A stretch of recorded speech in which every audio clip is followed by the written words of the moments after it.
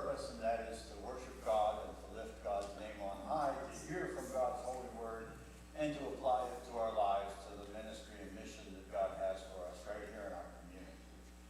Just a couple of quick announcements I want to take care of before we end up greeting each other in Christian love this morning.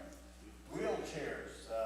Tomorrow is the last day. If you have a wheelchair that you are not using or anticipating using, and it's simply just collecting dust, taking up space, and you want to donate it, bring it to the church by tomorrow, and we'll make sure it gets to those that are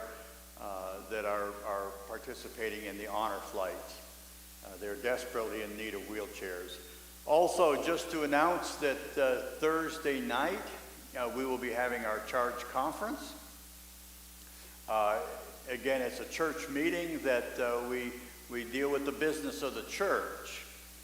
It's not like you might think that but it's very prescribed. We have an agenda that is followed by our annual conference and by the Book of Discipline, and we'll be talking about what are the goals and that we've started, and we'll be talking about the ministerial issues, they call them, and that's simply, are there those in our midst who have before this time, before the charge conference, have expressed an interest in pursuing and exploring, discerning God's call, if they're feeling called to become a local pastor.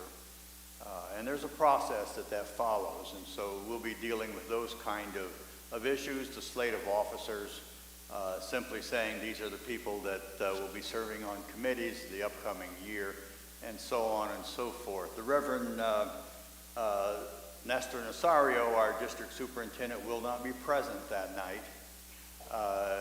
He is at jurisdictional conference, and so the Reverend Steve Court will be the presiding elder at our charge conference.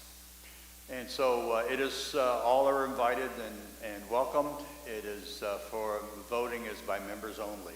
We will not be meeting alone. It will not just be Sunbury.